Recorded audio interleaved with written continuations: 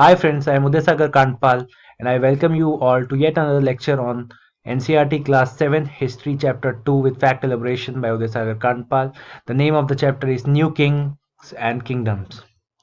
So let's start. The emergence of new dynasties. By the 7th century, there were big landlords or warrior chiefs in the different regions of the subcontinent. Existing kings were often acknowledged themselves as subordinates or samantas. They were expected to bring gifts for the kings or overlords, be present at their courts, and provide them with military support. As Samantas gained power and wealth, they declared themselves to be Mahasamantas, Mahamandaleshwaras, like Mahamandaleshwar is the great lord of circles or regions. One such instance was that of the Rashtrakutas in the Deccan. Initially, they were the subordinates to Chalukyas of the Karnataka. In the mid-8th century, Dantidurg, a Rashtrakuta chief, overthrew his Chalukya overlord and performed a ritual known as Hiranyagarbha, literally the golden worm. When this ritual was performed with the help of Brahmins, it was thought to be as a rebirth of sacrifice as Kshatriya, even if he was not one by birth.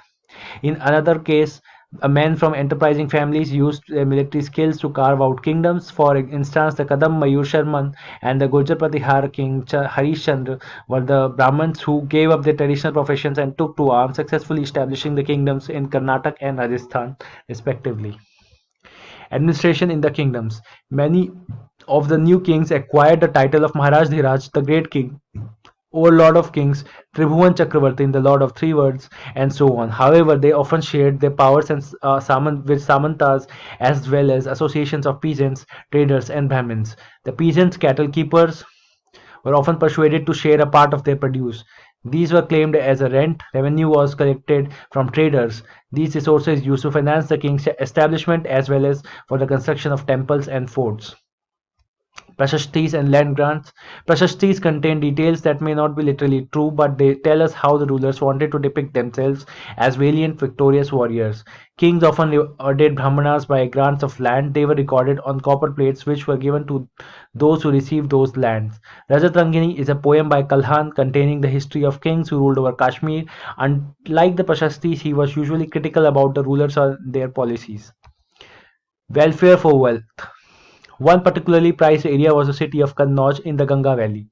For many centuries, the rulers of Gujjar Pratihars in the Rashtrakuta and the Pala dynasties fought for the control over Kannauj. Because there was a three parties in the long-term conflict, it was often called by historians as a tripartite struggle. We will study about tripartite struggle in our later slides. One of the best-known rulers is Sultan Mahmud of Ghazni of Afghanistan. He ruled from 997 to 1030 AD and extended control over parts of Central Asia, Iran, and northwestern part of the subcontinent. He raided the subcontinent almost every year. His targets were wealthy temples including the Somnath, Gujarat. Sultan Mahmud was also interested in knowing about the people he conquered and entrusted a scholar named Al-Biruni to write the account of subcontinent. His Arabic work named as Kitabul Hind remains an important source for historians. Other kings who engaged in the warfare included Chahamanas or the Chauhans, later came to be known as Chauhans, who ruled around the region of Delhi and Ajmer. They attempted to expand their controls to the west and the east. They were opposed by the Chalukyas of Gujarat and the Ghedavalas of the western Uttar Pradesh. The best known Chamna ruler was Prithviraj III, 1168 to 1192 AD, who defeated the Sultan ruler named Mahmud Ghori in 1191 but lost to him in the year 1192.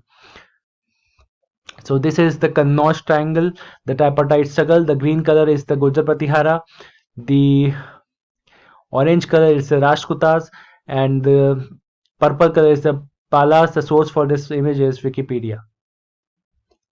The tripartite struggle continued. So we are now going to study about the tripartite struggle as claimed in the previous slide. The tripartite struggle for the control of northern India took place in the 9th century. The struggle was between the Pratihara Empire, the Pala Empire, and the Rashtrakuta Empire.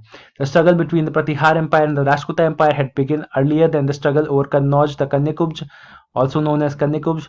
Point to be noted, these two powers shared a common frontier in the Gujarat and Malwa regions. The frontier was shifting one and far from permanent, causing enmity between the two powers. Even before the struggle over Kannauj started, Danti Durga, the founder of Rashtrakuta Empire, had defeated Nagbhat I of the Gurjar Pratihara dynasty, as evident from the Dashavatar temple inscription of Danti Durga at Ellora and the Sanjan inscription of Amok Varsha I belonging to the Rashtrakuta dynasty. On the other hand, the conflict between Palas of Bengal and Bihar and Ayudha dynasty of North India was the continuation of an old power struggle that had started between the Harshvardhan of the Pushyabuti dynasty and Shashank of Gaur in the 7th century and would continue till the 12th century. These regional struggles were escalated to greater pitch over the issue of succession in the Ayodhya dynasty, also the involvement of the four powers in the Pratihara Empire, the Pala Empire, the Rashtrakuta Empire, and the Ayodhya dynasty mean that it was actually a four-power contest. Towards the end of the successor of Nagbhat II of Gujarat Pratihara dynasty, he successfully attacked Kannauj and established a control there. This was short-lived as he was soon after defeated by the Rashtrakuta ruler Govind III. However, the Rashtrakuta also formed a matrimonial relationship with the Ganga and defeated the kingdom of Vengi. By the end of 9th century, the power of the Rashtrakuta started to decline along with the Palas. This was seen as an ideal opportunity by the feudal king Tela II, who defeated the Rashtrakuta ruler and declared his kingdom there. This came to be known as the later Chalukya dynasty. The kingdom included the states of Karnataka, Konkan, and the northern Godavari. By the end of tripartite struggle, the Pratiharas emerged victorious and established themselves as the ruler of central India. Chola, from Urayur to Tanjavur. A minor chiefly family known as the Muttariyar held power in the Kaveri Delta. They were subordinate to the Pallav kings of Kanchipuram. Vijayalai, who belonged to the ancient chiefly families of the Cholas of Urayur, captured a delta from Muttariyar in the middle of the 9th century. He built Tanjavur and temple for goddess Nishambh there.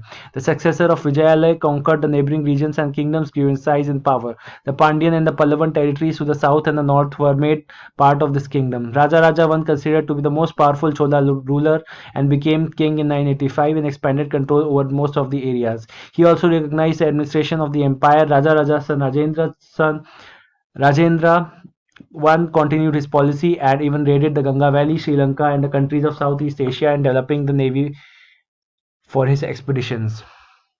You can see the extent of Chola Empire 1014 CE, data source Wikipedia. So you can see the entire Kerala and Tamil Nadu and parts of Andhra Pradesh and Karnataka are also there. You can also see the parts of Sri Lanka except for the Rohan kingdom there. You can see there is Anuradhapura and Polonnaruwa. Then in Tamil Nadu there is Madurai, then Tanjavur, the Cholapuram, the Nagapattinam, the Kanchipuram, the Eastern Chalukyas, the Vengi. You can see the Gangavadi and the Kaveri river over there, and the Pennar and the Krishna river also there. So Chola Chola kingdom had expanded from north to south, especially to its north and to its south, not the north or south of India, but the north and south of Tamil Nadu. The Chola Art and Architecture, the period of Imperial Cholas 850 CE to 1250 CE in South India, was an age of continuous improvement and refinement for Dravidian art and architecture. They utilized the wealth earned through the extensive conquest in building long-lasting stone temples and exquisite bronze sculptures in an almost exclusively Hindu cultural setting. The Cholas built the temples in a traditional way of Pallav dynasty, who were themselves influenced by the Amravati school of architecture. The Chola artists and artisans further drew their influences from the contemporary art and architecture schools and elevated the Dravidian temple design to greater heights.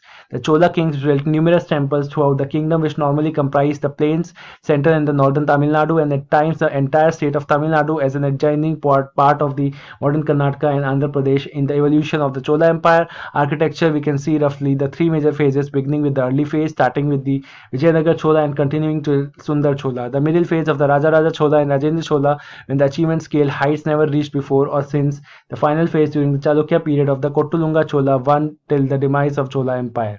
The Cholas, in addition to their temples, also built many buildings such as hospitals, public utility buildings, and palaces. Many such buildings find mention in the inscriptions and in the contemporary accounts. The Golden Palace that Aditya Karikala supposedly built for his father Sundar Chola is an example of such a building. However, such buildings were of perishable materials such as timber and fired bricks and have not survived the ravages of time. The early Cholas built numerous temples. Aditya I and Parantak I were prolific builders of their faith. Inscriptions of the Aditya I recorded that he built a number of temples along the banks of river Kaveri. These temples were much smaller in comparison to the huge monumental structures of the later Cholas and were probably brick structures rather than stone. The Vijay Choleshwaram near Pudukkottai in Tamil Nadu is an example of a surviving early Chola building. The style of the structure clearly shows Pallava influences in the design. It has also unusual arrangement of a circular garbhagriha where the deity resides within a square prakar circumambulatory corridor. Above this rises the Viman or the tower in four diminishing stories, of which the lower three are square and the top circular. Each level is separated from the next by a cornice. The whole the cornice.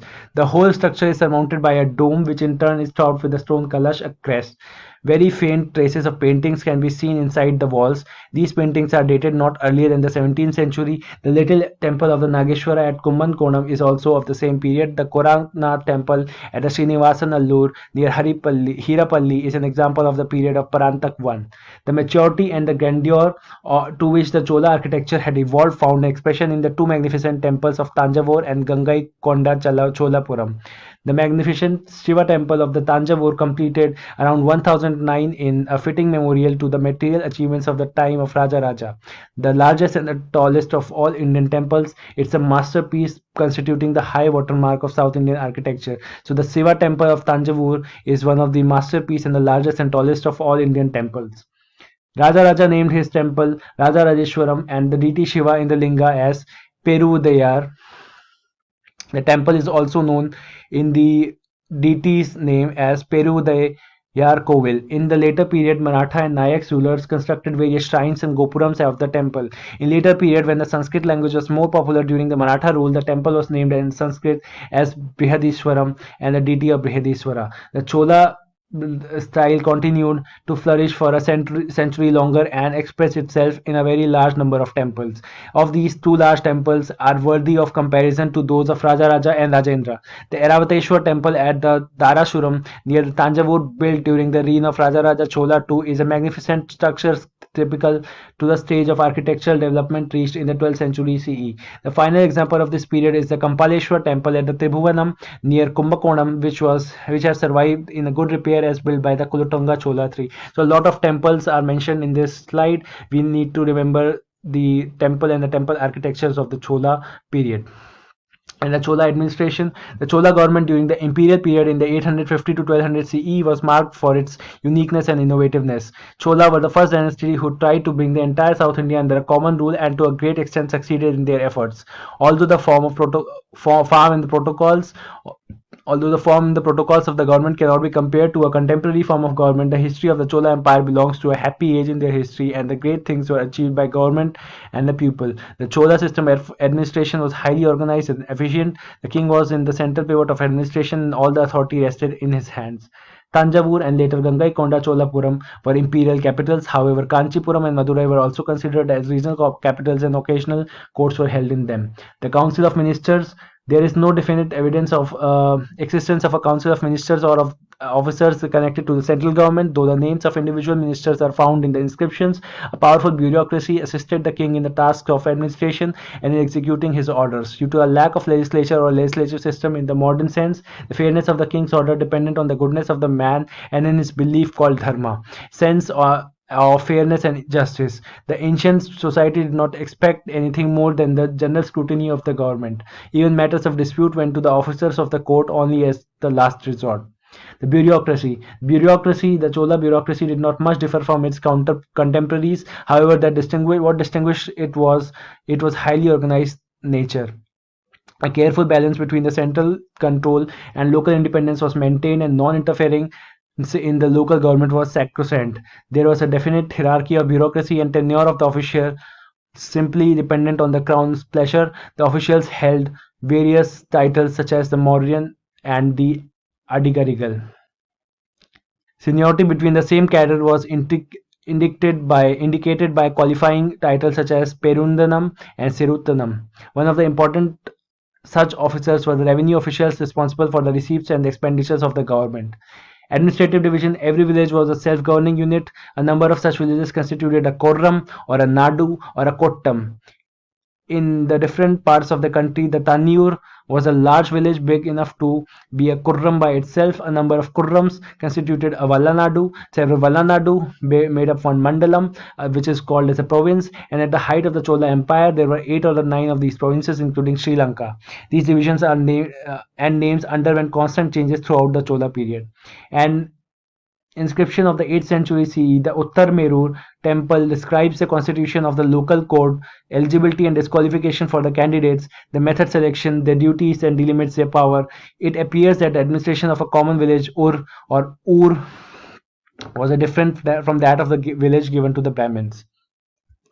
The rich peasants of the Vellala caste and exercised considerable control over the affairs of Nadu under the supervision of Chola government. The Chola government gave the title of Muvendavelan, a peasant serving three kings, and Arayar, the chief, etc., as markets of respect, and entrusted them with important offices to the state at the center. Brahmana received land grants known as the Brahmadeya. As a result, large number of Brahmin settlements emerged at the Kaveri Valley or in the other parts of the India. Association of traders were known as Nagarams also performed sometimes administrative functions in the towns. Inscriptions from Uttar Merur in the Chingleput district, Tamil Nadu provide details of the ways in which the Sabha was organized. The Sabha had separate committees that to look after the irrigation works. So hope you learnt a lot from this lecture. Hope you learnt a lot for the competitive exam as well. Thank you for watching. Bye bye. Have a nice day.